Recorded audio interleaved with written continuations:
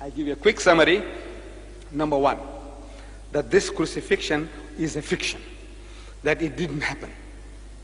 The way the Christians claim, those things didn't happen. Number one, he was reluctant to die. He didn't want to die. He didn't come prepared to come for any type of sacrifice. Luke chapter 22 verse 36, you'll find he's preparing for a fight.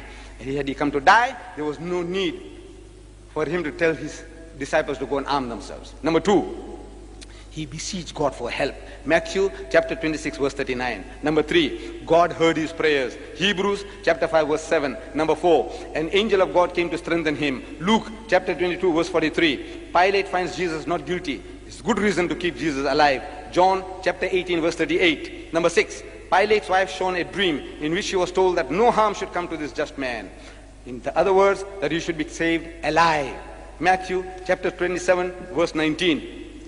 Number seven, supposed to be on the cross for only 3 hours. According to the system in vogue, no man could die by crucifixion in so short a time, which means that even if he was fastened to the cross, he was alive. Number eight, the other two, his crossmates on the respective crosses, were alive. So Jesus too, for the same period of time, must be alive. John chapter 19 verse 32. But when they came to Jesus and saw that he was dead already, saw what? That he was dead already. I says, you know, on page 36 and 37 and 38, I give you a list of 11 different persons in the newspapers who were certified dead and they were not dead. By doctors with stethoscopes, they were pronounced dead and they were not dead, they came back to life. And there is a society in England, I have given you the picture of the society of people who have come back from the dead. Were they all resurrected? No. But they were certified dead. This man, seeing a person on the cross, says he thought he was dead and he saw that he's dead already. I said, what does it mean, and saw? When doctors make mistakes in the Crucifixion hospital, where Chris Barnard operates, a white woman was certified dead and put into the mortuary, next morning she came out alive.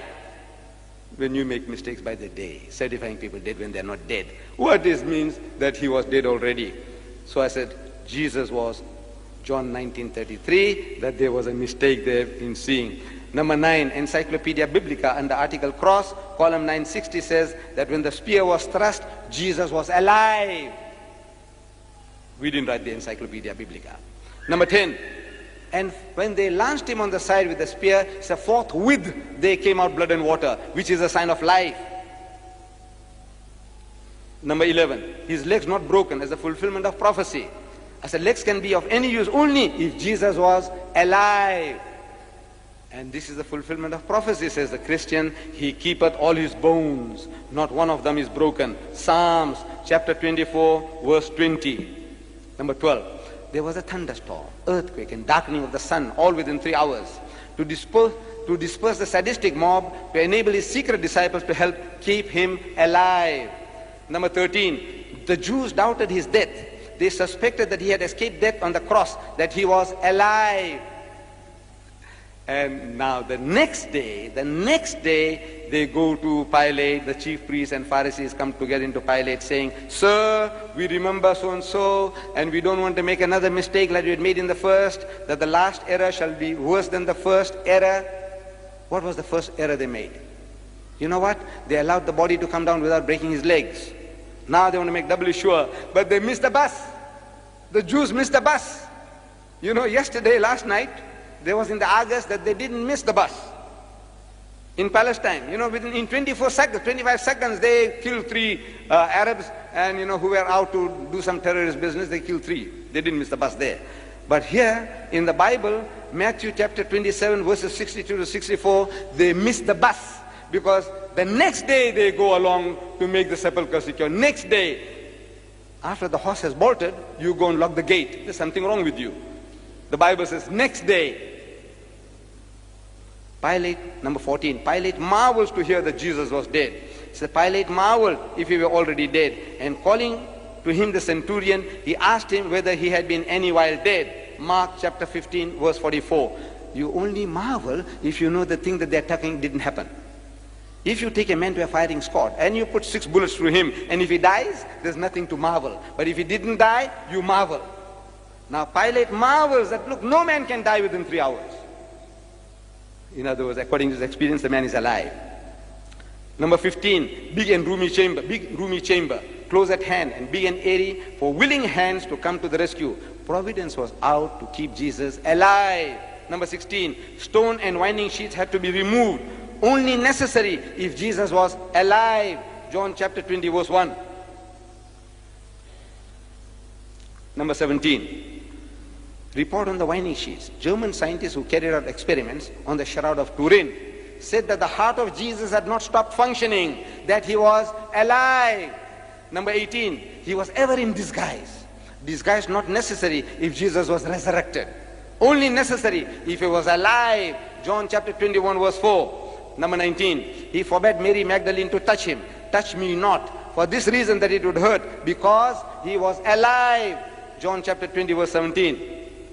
Number 20, not yet ascended unto my Father. In the language of the Jew, in the idiom of the Jew, he was saying, I am not dead yet. In other words, I am alive.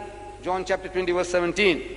Number 21, Mary Magdalene not afraid on recognizing Jesus because she had seen signs of life before. She was looking for a Jesus who was alive. John chapter 20 verse 16. Number 22, his disciples petrified on seeing Jesus in the upper room. All the knowledge about the crucifixion was from hearsay. Therefore, they could not believe that Jesus was alive. Two had Almal, Hamfarlat and Khaflach. They were not there. Number 23, ate food again and again in his post-crucifixion appearances. Food only necessary if he was alive. Luke chapter 24 verse 43. Number 24, never showed himself to his enemies because he had escaped death by the skin of his teeth. He was alive. Number 25, took only short trips because he was not resurrected, not spiritualized, but alive. He went to Emmaus.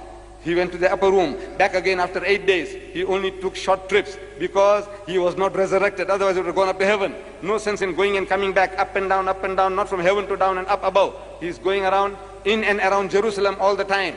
Number 26, testimony of men around the tomb. They say, why seek ye the living among the dead? Why are you looking for a live person among dead people in the cemetery? Luke chapter 24 verse 4 and 5. That he is not dead but alive.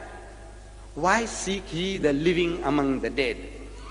Number 27, testimony of the angels. The angels say, the angels who had said that he was alive, that he live, that he is alive. What's wrong with people? What are you reading? The angels, what did they say? That he is resurrected. No, he said that he live, he is alive. They said no, he is not alive, he is dead. He did not say resurrected, but the actual word uttered by the angels was alive. Luke chapter 24 verse 23. 28, Mary Magdalene testifies. They heard that he was alive and had been seen by her. They believed not. Mark 16:11. Mary did not watch for a spook or a ghost or spirit of Jesus, but a live Jesus. What they could not believe was that the Master was alive. Mark 16:11. Number 29, Dr. Primrose, a senior anesthetist of the Royal Glasgow Infirmary, he says that the water in the blood was an account of scourging by staves and upset of the nervous vessels, that which was a sure sign that Jesus was alive. And now, the last and final one for tonight, Jesus had himself foretold that he was going to remain alive. Matthew chapter 12 verse 38, 39, 40. He himself had told that he was not to die. That is his prophecy.